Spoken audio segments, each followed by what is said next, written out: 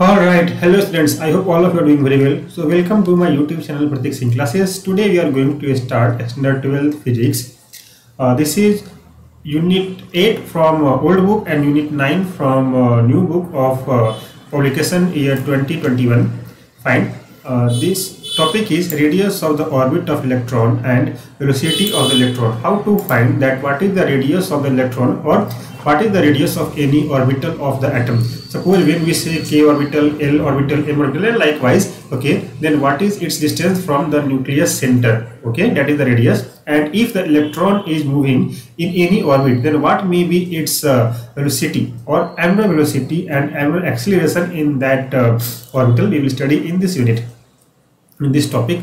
Fine. Consider an atom which contains the nucleus at rest and an electron revolving around the nucleus in a circular orbit of radius Rn as shown in the figure 8.17. So let us see where each figure 8.17. Okay, all right. So this is figure 8.17, or from new book it is figure 9.17.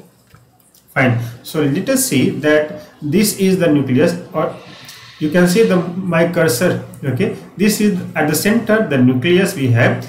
Okay, where it has a net positive charge and an electron is moving around it in a circular path. Okay, that means in its orbit. Okay, and when it will circulate or when it will rotate in this orbit, okay, it will have acceleration in towards the center. Let us see what are the things given here. So here, suppose the radius of this circle or the distance from center of the nucleus to this orbit is Rn, nth radius. Nucleus is made up of protons and neutrons. Protons have positive charge and neutrons have no charges. Since protons is positively charged and neutron is electrically neutral, the charge of the nucleus is purely the total charge of the protons. Means neutrons are neutral, no charge, and only the protons have the charge. That means that only the charge of the nucleus will be because of the protons. All right. Fine.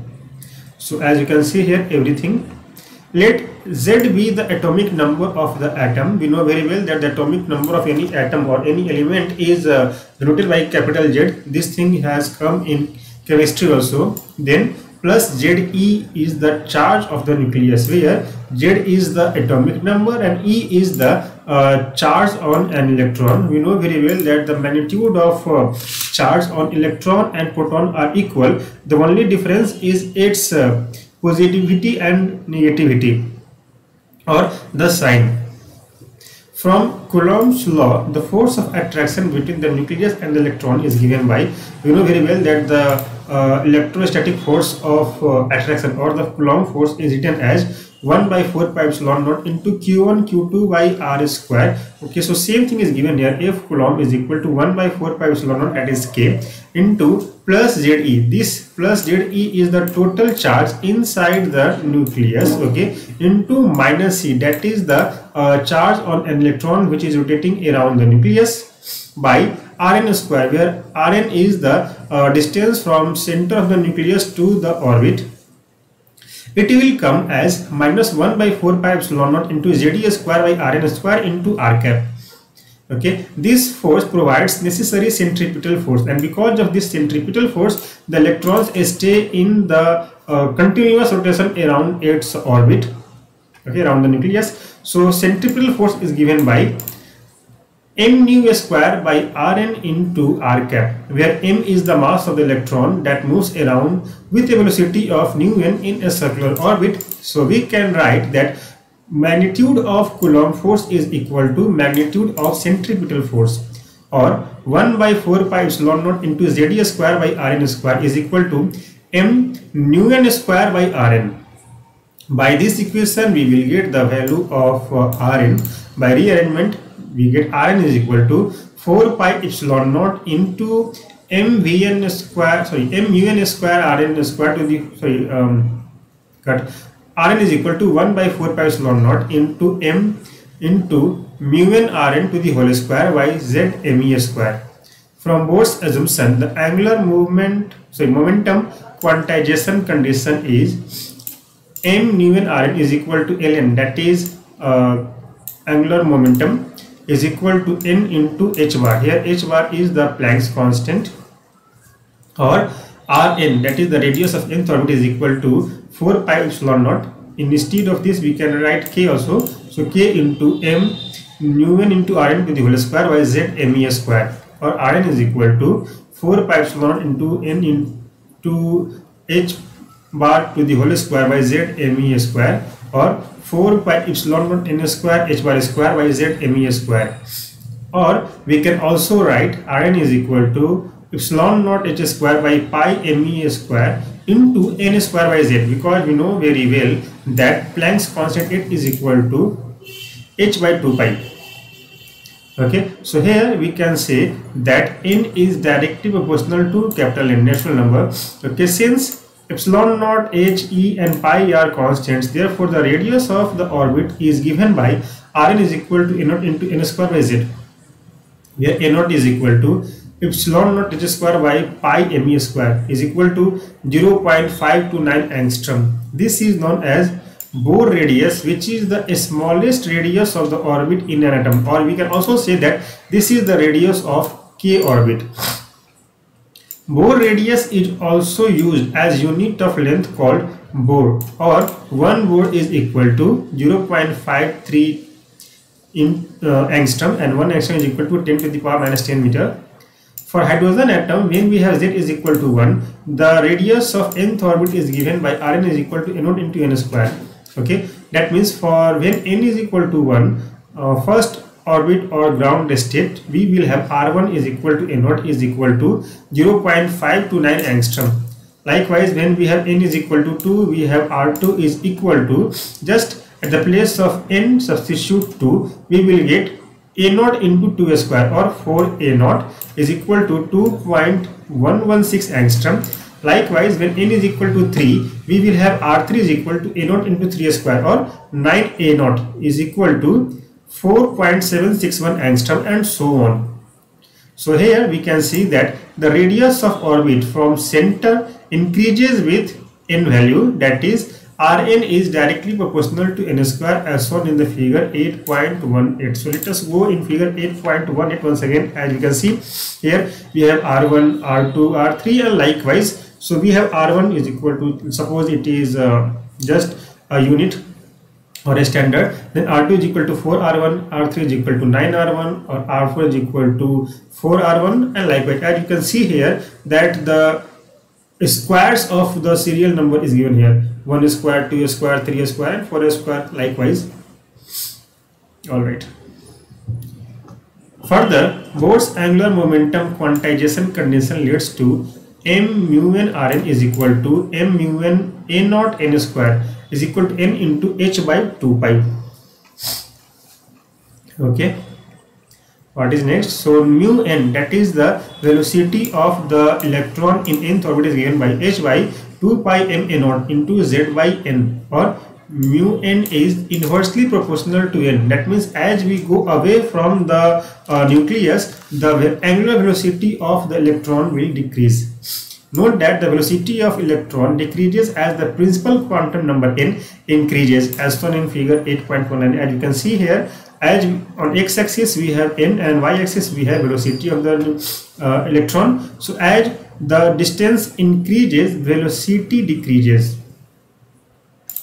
This curve is the rectangular hyperbola. This implies that the velocity of electron in ground state is maximum when compared to excited state. Do remember that this question may be asked in 1 mark question, that the velocity of electron in ground state is always maximum when compared to excited state electrons. Alright, the next topic is the energy of an electron in the nth orbit. Okay, means what is the energy of any electron associated with it when it is in k orbit or L, M, N, and likewise so on so far. Fine. Since the electrostatic force is a conservative force, the potential energy for nth orbit is given by this equation. Always remember that electrostatic force is a conservative force. This topic has already come in standard 11th physics. unit 4 volume 1. Okay, so potential energy of nth orbit electron is given by 1 by 4 pi epsilon naught into q1 in q2 by r, or at the place of q1 we will have plus z into e into q2 is minus e by rn, or it will give you minus 1 by 4 pi epsilon naught into ze square by rn. It is equal to minus 1 by 4 pi epsilon naught into z square into me to the power 4 by h square n square, because we know very well that Rn, nth orbital radius, is equal to epsilon naught h square n square by pi ma square z. So the kinetic energy of nth orbit is given by Ke n is equal to 1/2 mu n square. We know very well that wherever we have the topic or the concept of kinetic energy, it is always equal to 1/2 mv square. Here mu is taken as the velocity of the electron of nth orbit, so we have here 1/2 m into mu n square is equal to me to the power 4 into z square by 8 epsilon naught square h square n square. Okay, this implies that potential energy is twice of that of kinetic energy. That is, total energy in nth orbit is given by total kinetic energy plus total potential energy. Okay, that is Ke minus 2 Ken, or is equal to minus Ken, or En is equal to minus me4 z square by 8 epsilon naught h square n square. For hydrogen we have z value is equal to 1, atomic number is equal to 1, so En, that is the energy of electron moving in first orbit, is equal to minus me to the power 4 into 1 by 8 epsilon naught square h square n square joule, where n stands for principal quantum number. The negative sign in equation indicates that electron is bound to the nucleus. We know very well that whenever we have a positive energy, okay, there will be a force of repulsion, and when we have a negative term, there will be a force of attraction. Substituting the value of mass and charge of the electron, which we have got in Millikan's ion drop experiment, permittivity of free space epsilon naught, which has already come in first volume, okay, Planck's constant h, and expressing the terms of electron volt, we will have En is equal to minus 13.6 by n square electron volt. This is the energy of an electron in the first orbit or in kth orbit. For the first orbit or the ground state, the total energy of electron is E1 is equal to minus 13.6 electron volt. So here n will be equal to 1 for first orbit. When we say for second orbit the energy, then n is equal to 2, and in that situation the energy of electron of second orbit is given by E2 is equal to minus 13.6 by 4 electron volt, or minus 3.4 electron volt. Likewise E3, that is the energy, total energy of electron in third orbit, is given by minus 13.6 by 3 square electron volt. It gives minus 1.51 electron volt. So as you can see here, the value of E1, E2, E3 is in increasing order. That means as we go away from the nucleus, the energy of the electron in the orbit will increase. Okay, and also keep in mind that energy of all the electrons in same orbit is comparatively equal. Notice that the energy of the first excited state is greater than the ground state, second excited state is greater than the first excited state, and so on. Thus, the orbit which is closest to the nucleus has lowest energy or minimum energy compared with other orbits. So, it is often called ground state energy or lowest energy state. The ground state energy of hydrogen is minus 13.6 electron volt, is used as a unit of energy called as Raber constant, or 1 Raber is equal to minus 13.6 electron volt. The negative value of this energy is because the way the zero of potential energy is defined. Okay, is it possible that we have a zero value for energy, or we have negative value of energy? So let us see what is given here. When the electron is taken away to an infinite distance means from near to nucleus to infinite distance, or far away from the nucleus, okay, both the potential energy and kinetic energy term vanish, and hence the total energy also vanishes. The energy level diagram along with the shape of orbits for increasing value of n are shown in figure 8.20. So as we can see here, the value of energy level. So when we have n is equal to 1, it is perfectly spherical. N is equal to 2. So here we can see what is the shape or how the electron will rotate around the nucleus in which type of part as given here. Alright. It shows that the energies of the excited states come closer and closer together when the principal quantum number n takes higher values. Okay. So these are the two topics which we have seen today in this video. Let me check what is the other video. Okay. Now another topic is excitation potential. Okay, what is excitation potential? Let me see if I am missing anything above. No, all here. Excitation energy and excitation potential. The energy required to excite an electron from lower energy state to any higher energy state is known as excitation energy. That means the energy required by any electron to move from any one orbit to next orbit is called as excitation energy. The excitation energy for an electron from ground state, that is n is equal to 1, to first excited state, that is n is equal to 2, is called first excitation energy, which is given by, as we can see here, E1 is equal to E2 minus E1, sorry, EI is equal to E2 minus E1, that is minus 3.4 electron volt minus of 13.6 electron volt, that is 10.2 electron volt. That means if suppose any electron is in its first orbit, it will have energy of minus 13.6 electron volt, and in this, if suppose we add 10.2 electron volt of energy, the electron will jump to the second orbital. Similarly, the excitation energy for an electron from ground state, that is n is equal to 1 to n is equal to 3, second excited state, is called second excitation energy, and it is given by E2 is equal to E3 minus E1 is equal to minus 1.51 electron volt minus 13.6 electron volt, or it will come as 12.1 electron volt. That means if suppose any electron is in first orbit, and if we add 12.1 electron volt energy to that electron, okay, the electron will jump from the first orbit and reach to the third orbit, and so on. Excitation potential is defined as excitation energy per unit charge.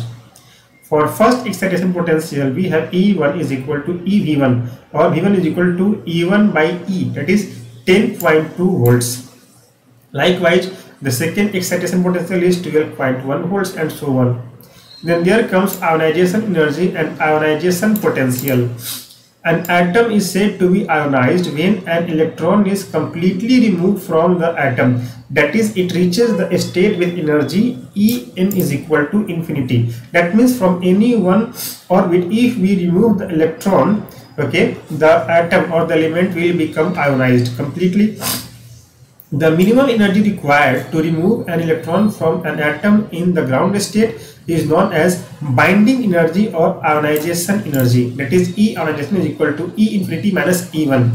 That means energy difference between the first energy level to infinite energy level. So it will have 0 minus 13.6 electron volt, or plus 13.6 electron volt is the first ionization energy or binding energy.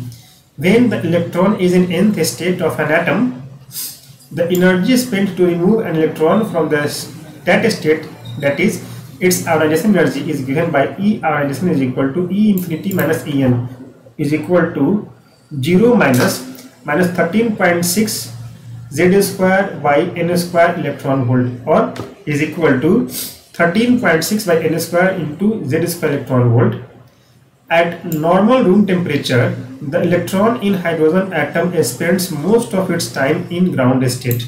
Okay, the amount of energy spent to remove an electron from the ground state of an atom,